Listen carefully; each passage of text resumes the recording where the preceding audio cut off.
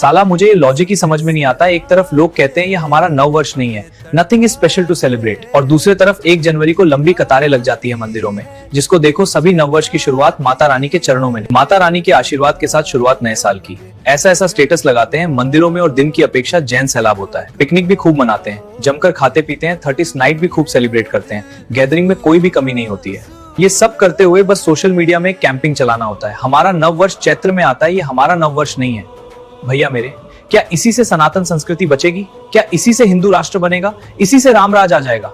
देखो, त्योहार किसका है महत्वपूर्ण ये नहीं है, हमें आनंद किससे मिल रहा है, किसमें खुशी मिल रही है, महत्वपूर्ण ये है। अगर मैं गलत नहीं हूं तो आज से 20-25 वर्ष पूर्व कोई ऐसा मुसलमान नहीं था जो रामायण या महाभारत अपने घर में ना देखा हो, और कोई ऐसा हिंदू भी नहीं था जिनके घर में अलिफ लैला नहीं देखा जाता था। कुछ छछूंदर हर कौम में होते हैं, उन्हें अगर छोड़ दोगे तो।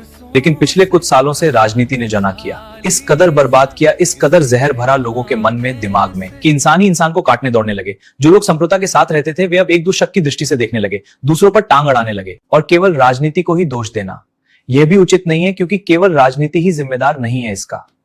कुछ जाहिल कौम की जाहिलता भी है, उनकी कट्टरता भी है। कोई भी शब्द समाज आखिर कब तक क्षमा करे?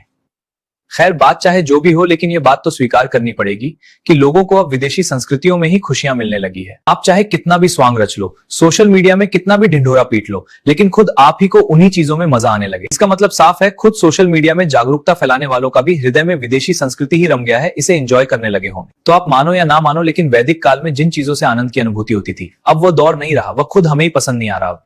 अभी लोग मंदिर तो जाते हैं, लेकिन उनके मन में श्रद्धा कम, दिखावा ज्यादा होता है। देवी के चरणों में माथा ना टेक पाए चलेगा, लेकिन माथा टेकते हुए अगर सेल्फी ना ले पाए तो बिल्कुल नहीं चलेगा। मंदिरों में जाना एक फैशन बना है, ना कि एक नियमित कर्म है। मेरी इंटेंशन किसी की भावना को आहत करना नहीं, लेकिन ये बात आप भी जानते होंगे, आज के दौर में अभी जो चल रहा है उसमें नहीं। लड़कियां मंदिर जा रही हैं दूसरों को अट्रैक्ट करने, और लड़के जा रहे हैं उन्हें देखने। भगवान से ज्यादा ध्यान उन लोगों का वहीं होता है। अभी के समय में असल में पूजा करने केवल वही जाती हैं जो नहा धोकर बिना किसी दिखावे के बिल्कुल साधारण वस्त्रों में जाती हों। जितनी भी बातें अभी मैंने कही, आप स्वयं भी जानते हो यही वास्तविकता अभी की, लेकिन फिर भी कुछ लोग जबरदस्ती थेथोलॉजी करेंगे। उन सबों से मेरा बस इतना ही कहना है कि भाई साहब और बहन जी, अभी के समय में ज्यादातर जो हो रहा है, मैंने टिप्पणी बस उस पर की है। अभी भी बहुत ऐसे लोग हैं जो संस्कृति को भूले नहीं है। उन सबों का मैं सम्मान करता हूँ, और जिसे जिसमें खुशी मिलती है, चाहे कोई भी धर्म पंथ का परंपरा हो, संस्कृति हो, उन्हें करने देना चाहिए। लेकिन ध्यान रहे, नैतिकता कभी ना भूलें। जय हिंद।